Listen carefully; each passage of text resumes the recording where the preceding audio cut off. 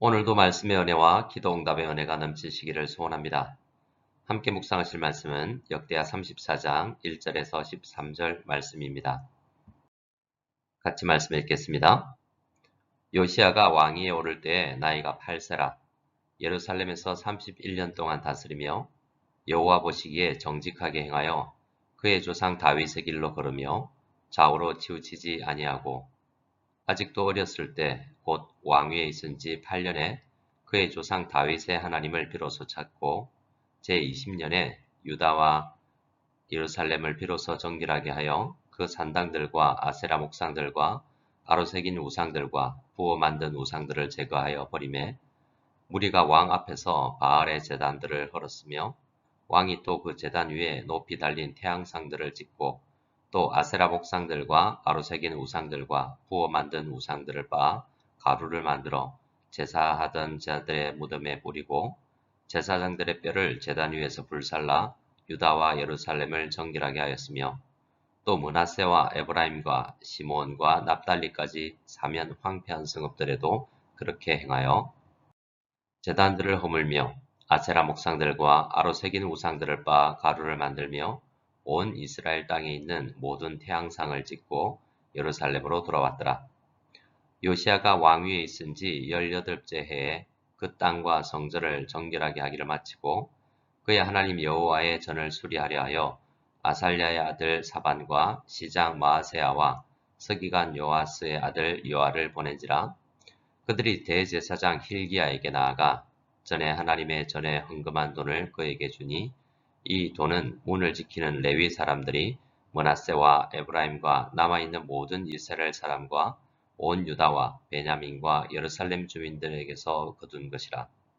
그 돈을 여호와의 전 공사를 감독하는 자들의 손에 넘기니 그들이 여호와의 전에 있는 일꾼들에게 주어 그 전을 수리하게 하되 곧 목수들과 건축하는 자들에게 주어 다듬은 돌과 연접하는 나무를 사며 유다 왕들이 헐어버린 성전들을 위하여 들보를 만들게 하매 그 사람들이 성실하게 그 일을 하니라. 그의 감독들은 레위 사람들 곧 므라리 자손 중 야핫과 오바다요 그앗 자손들 중 스가랴와 무술람이라.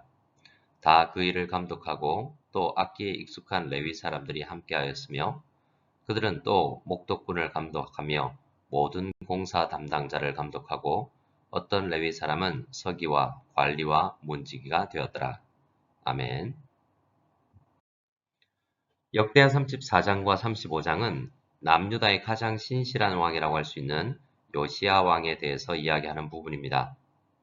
요시야 왕의 아버지 므낫세 왕은 비록 말년에 환란을 당하고 나서 우상 숭배의 삶을 회개하고 나름 신앙적으로 남유다를 통치하려고 했었지만 비극적인 결말을 맞이했습니다.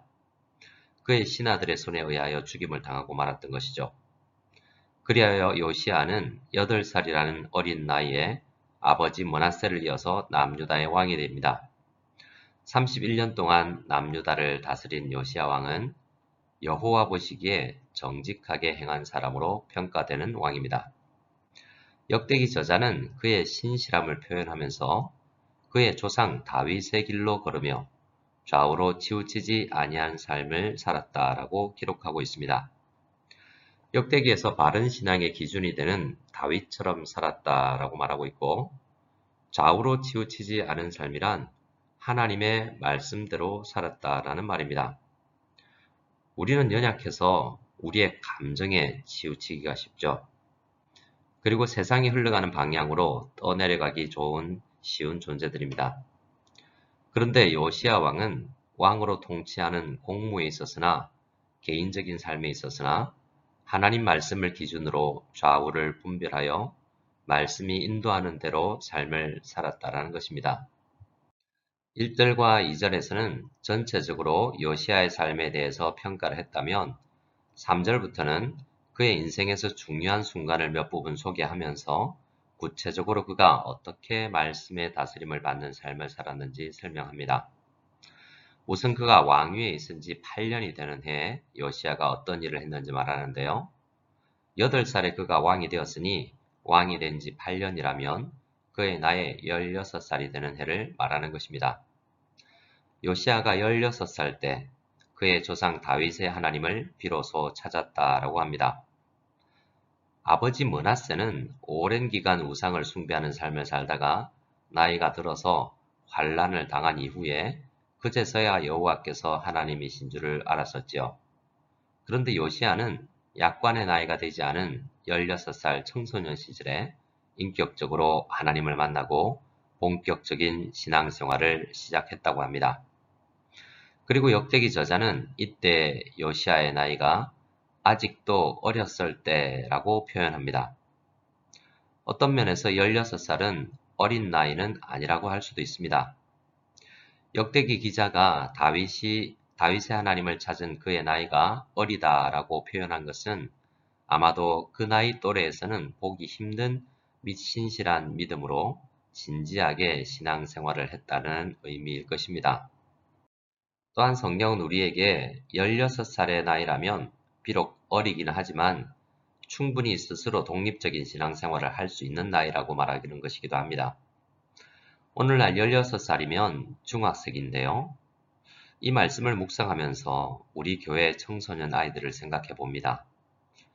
특별히 올해는 코로나19로 인해서 중고등부 수련회도, 코스타 수련회도, 그리고 매주일 예배와 반별 성경 공부도 없이 지낸 한 해여서 우리 아이들을 생각하는 저의 마음이 참으로 안타깝습니다. 바라기는 지금 우리가 준비하고 있는 한국인 문화센터가 완공되고 나면 우리 아이들의 신앙을 위해서 이 공간이 크게 기여를 하기를 원합니다. 역대기 저자는 3절에 이어서 요시야 왕이 20살이 되었을 때 한 일을 소개합니다. 본격적으로 신앙생활을 시작하고 4년이 지나 20살이 된 요시야 왕은 개인적 차원을 넘어서 나라를 통치하는 기본 원리로도 말씀을 적용하기 시작했다라는 것입니다. 개인적 신앙이 공동체에 영향을 끼치는 순간을 보는 것입니다. 유다와 예루살렘을 비로소 정결하게 하기 시작했습니다. 아버지 므낫세 시절 온전히 정리하지 못한 산당들과 각종 우상들을 제거했는데요. 요시야의 신앙은 정체되어 있지 않고 지속적으로 성장해 왔던 것입니다. 20살이라면 우리 자녀들이 대학을 진학하는 나이입니다. 우리 조국교회 많은 교회들에서 중고등부 아이들이 졸업을 하면 대학을 진학하면서 신앙을 버리는 경우가 많은데요. 그런데 요시야 왕은 청소년의 시절을 지나면서 확고하게 자리 잡은 신앙으로 20살 청년이 되어서는 하나님께서 자신을 통해서 이루고자 하시는 것이 무엇인지를 깨닫고 자신이 할 수 있는 한 모든 자원을 동원해서 사역을 펼쳐 나갔던 것입니다. 우리 교회 청소년들도 중고등부 시절을 지나는 동안 공부만 열심히 할 것이 아니라 무엇을 위해서 공부를 해야 하는지, 신앙이 어떻게 공부와 직업 세계와 관련이 되는지 깨닫고 깨달음을 얻고 살아갈 수 있기를 기도합니다. 4절로 7절까지의 말씀은 요시야의 개인적인 열심이 어떻게 남유다 백성들에게 퍼져나갔는지를 설명하고 있는 부분입니다. 한 사람의 열정과 사역으로 끝나는 것이 아니라 전국적인 정결 운동으로 확산되어 나갔던 것입니다. 요시야가 왕이었기 때문에 백성들이 따라준 것이 아닙니다. 원래 모든 남유다 백성들에게도 이 정결과 성결의 삶이 요구되는 것입니다. 또 6절과 7절의 말씀을 보면 이 성결 운동은 남유다를 넘어서 므낫세와 에브라임, 시몬과 납달리와 같이 북이스라엘 지역에까지 퍼져 나갔다고 합니다. 비록 북이스라엘은 지금 망하고 많은 사람들이 아수르로 끌려가 버린 상황이었지만 북이스라엘을 포함한 모든 이스라엘 백성들이 성결한 삶, 여호와 한 분만 섬기는 예배 자리로 부름받았다라는 사실을 알고 이를 추진해 나갔던 것입니다. 요시야 왕 때 이스라엘의 회복이 일부분 성취가 되었던 것입니다. 8절부터는 요시야가 왕으로 있은 지 18째 해, 즉 그가 26살이 되던 해에 일어난 일을 기록한 것입니다. 16살에 비로소 인격적인 하나님을 만나고 본격적으로 신앙생활을 시작한 지 10년이 지난 시점이죠. 이때 요시야 왕은 하나님 여호와의 전 성전을 수리하려는 마음을 가졌습니다. 성전은 시간이 오래되어 낡기도 했겠지만 성전을 수리해야 하는 이유는 따로 있었습니다. 11절 말씀을 보면 유다 왕들이 헐어버린 성전들이라고 말하고 있습니다. 요시야 당시의 성전은 낡아서 수리가 필요한 것이 아니라 선배 신앙인들, 특히 남유다의 왕들이 자신들이 마땅히 해야 할 일들을 감당하지 않아서 수리가 필요했던 것입니다. 지난 왕들 중에 몇몇 왕들은 성전을 보존하지는 못할 망정 성전을 헐어버리는 악한 행동을 했던 것이죠. 아마도 요시야 왕은 조상들이 저질러 놓은 악행에 대해서 하나님과 특별히 백성들에게 회개하는 심정으로 성전을 수리하고자 하는 마음을 가졌을 것입니다. 요시야 왕은 성전을 수리하는 특별 업무팀을 꾸렸는데요. 사반과 마아세야 그리고 요아 이 세 사람이 주축이 되어서 일을 진행하도록 위임을 했습니다. 그리고 그들은 대제사장 hil기야를 찾아가서 백성들이 전에 헌금한 재정을 가지고 합력하여 성전 수리를 진행해 나갑니다. 대제사장 hil기야는 그 돈으로 공사 감독자를 선임하고 일꾼들을 모아서 성전 수리를 차근차근 진행해 나갑니다. 12절에서는 그 모든 사람들이 성실하게 자기가 맡은 사역을 감당했다라고 말하고 있습니다. 역대기 기자는 성실하게 성전 수리 공사를 감독한 사람들의 이름을 대표로 기록하고 있는데요. 므라리 자손 야핫과 오바댜, 그리고 그핫 자손 스가랴와 무술람의 이름을 기록하고 있습니다. 하나님의 성전을 수리하는 일에 성실히 임했기에 그들의 이름이 하나님의 말씀인 성경에 기록되는 축복을 받은 것입니다. 우리 주님은 우리 하나님의 백성들이 이렇게 성실하게 자기가 맡은 임무를 다할 것을 우리에게 도전하고 계시는 것입니다. 13절을 보면 어떤 레위 사람은 서기와 관리와 문지기가 되었다라고 말하고 있습니다. 각자 자기의 은사대로 부르심 받은 대로 자기의 일을 착실하게 잘 했다라는 말입니다. 교회 일을 하다 보면 비교적 힘들고 거친 일들도 있습니다. 하지만 그 일이 하나님의 일이요 나에게 주신 사명이라면 꼭 나의 부르심인지 확실하진 않지만 상황적으로 누군가 해야 한다면 그 일을 하기 위해 나의 힘을 다하는 그런 성도님들을 주님께서는 축복하실 것입니다. 오늘 우리는 말씀을 통해서 어린 나이부터 하나님을 인격적으로 만나는 것이 중요하고 지속적으로 그 신앙이 성장해 나가야 하며 나를 넘어서 공동체 전체가 하나님 나라를 위해서 일해야 하며 맡은 일이라면 성실하게 감당해 나가야 한다는 것을 묵상했습니다.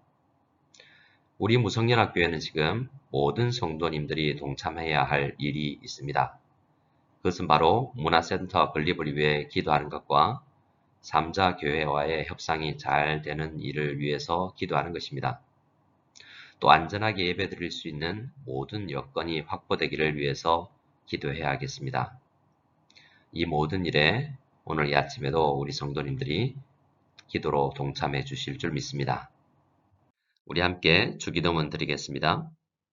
하늘에 계신 우리 아버지여, 이름이 거룩히 여김을 받으시오며 나라가 임하시오며 뜻이 하늘에서 이루어진 것 같이 땅에서도 이루어지이다. 오늘 우리에게 일용할 양식을 주시옵고 우리가 우리에게 죄 지은 자를 사하여 준 것 같이 우리 죄를 사하여 주시옵고 우리를 시험에 들게 하지 마시옵고 다만 악에서 구하시옵소서. 나라와 권세와 영광이 아버지께 영원히 있사옵나이다. 아멘.